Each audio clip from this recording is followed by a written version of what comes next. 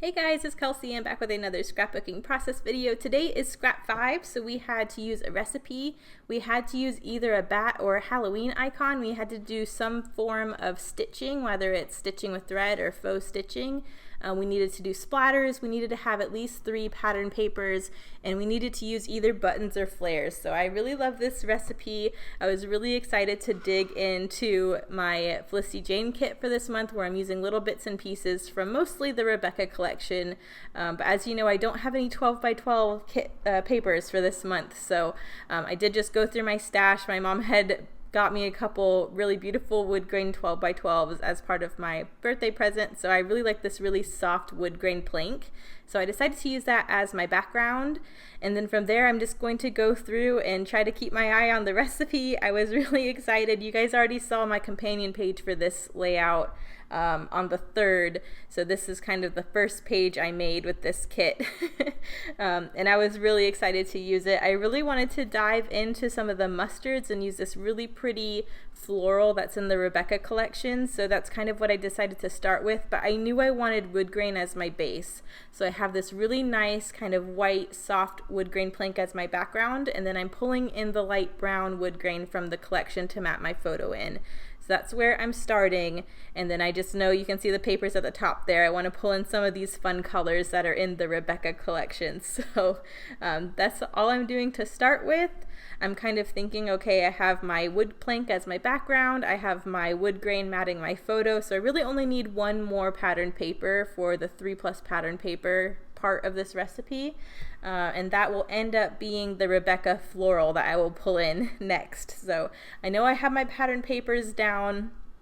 I kind of got stuck a little bit on the Halloween icon because I don't have any Halloween photos to scrap, but you did see in the kit share, I did pull in my little pumpkin wood veneer from one of my other Felicity Jane kits to go with this collection, so I thought maybe I could get those wood veneer pumpkins on here as my Halloween icon, because these pictures were taken in October, so they are fall photographs, so I thought that would be nice too.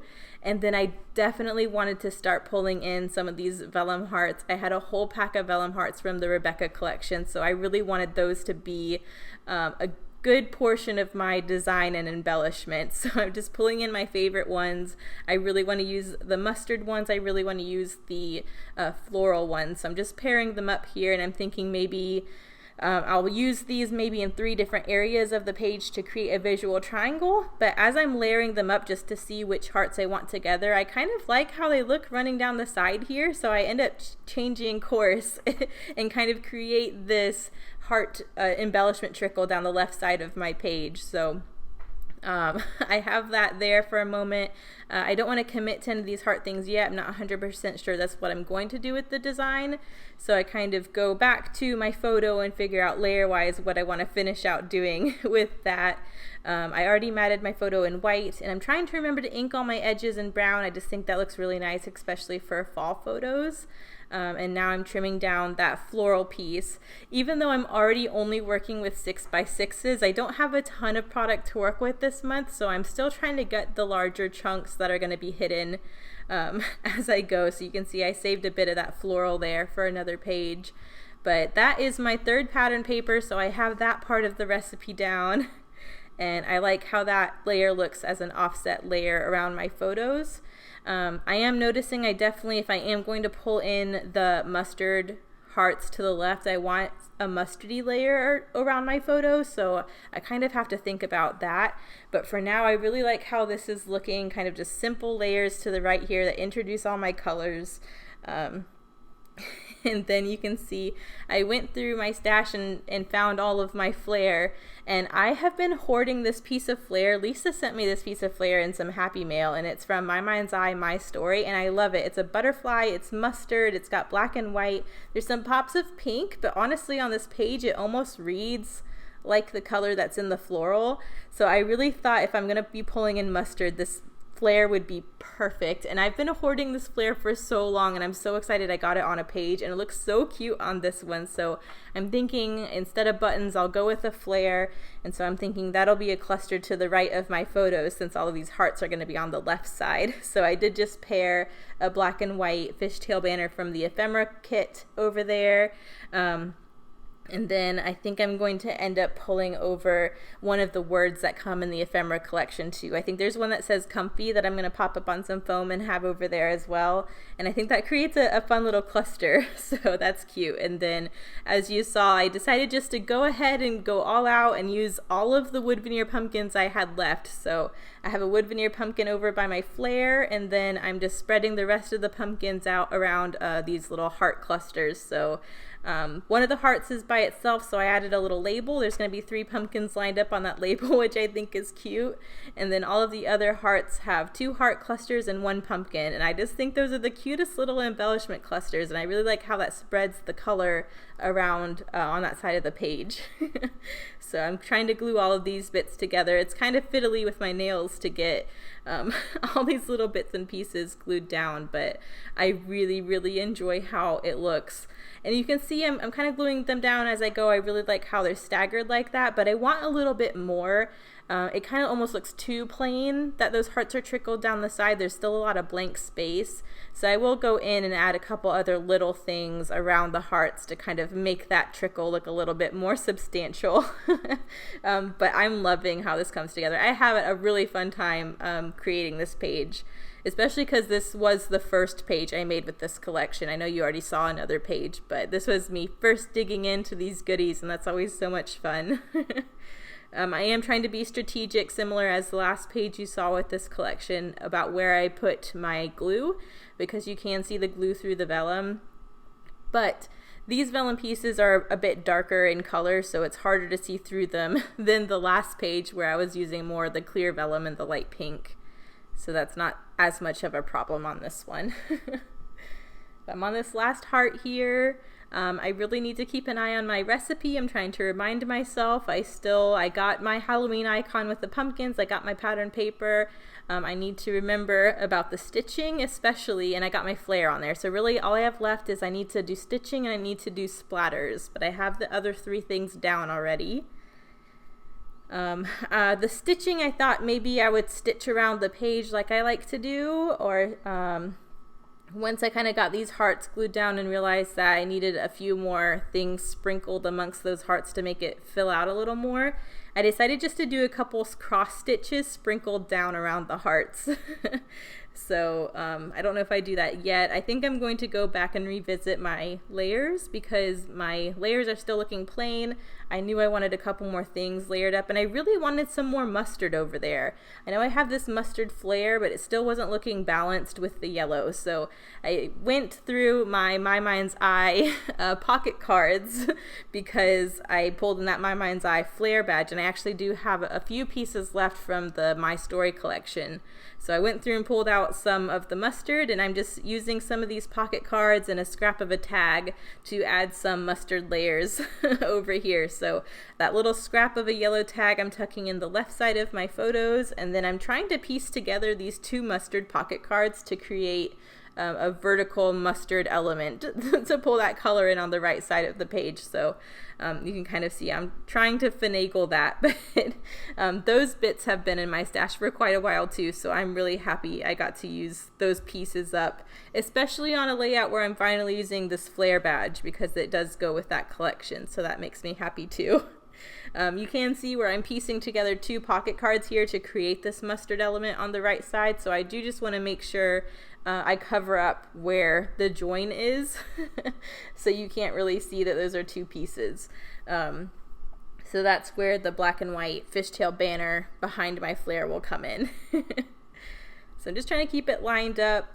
But yeah, this already makes me a lot happier having some more mustard over here.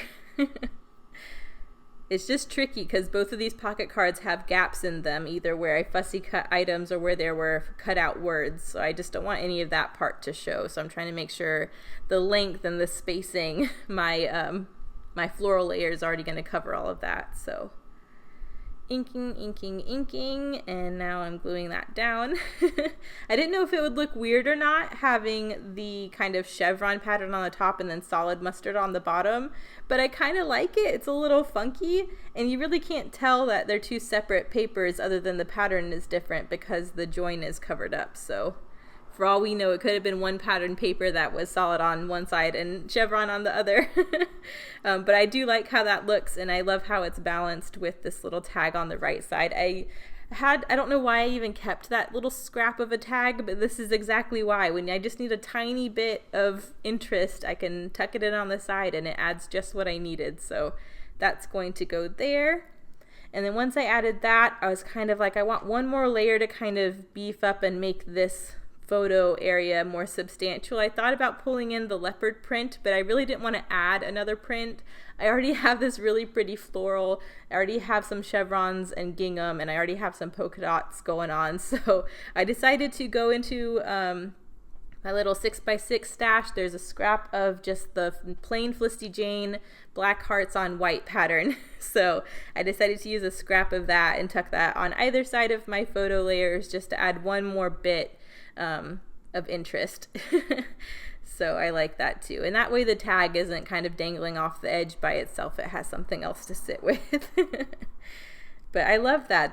That's my paper layers pretty much. So, and I really feel like, other than I want to fill in the trickle of the heart and the embellishment on the left side, is looking pretty good balance wise. I don't feel like I have to add too much.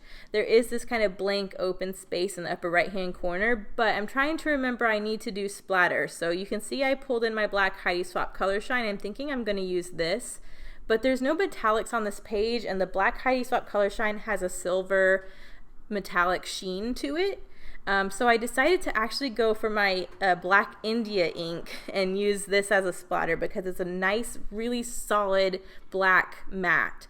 And I decided to splatter with this instead because there's no kind of shimmer, and I really thought that it adds this fine mist. It kind of frames my paper layers and it fills in some of the blank space, so it's not just plain wood grain at the top and bottom around these photos. So I love that. I'm just giving it a second to dry before I glue this stuff down, and then I get impatient, so I just use paper towels to kind of soak up leftovers. I'm trying to be patient and give it time to dry on its own, but I didn't want to wait for too long, so I just go in with my paper towels and kind of get the rest of it that's not dry. I think that looks super cute. I'm going to glue down my photo layers, and then I'm going in with my last recipe item, which is stitching. I thought initially this is Felicity Jane, I'm going to stitch in white, but as I was looking at these photos and it's fall and I'm thinking I'm going to do my alpha in black, I decided to do my stitching in black. So I am adding this little comfy piece over to my last embellishment cluster on the right side here, and then I'm going to go in and do my little cross stitching in between all of these hearts on the left, and I think that adds such a fun, cool impact. I really like that it adds texture, adds some black over there, and it kind of plays off the splattering I did on the right, and I love how it ends up looking. So you'll see that in a minute once I get this cluster over here finished.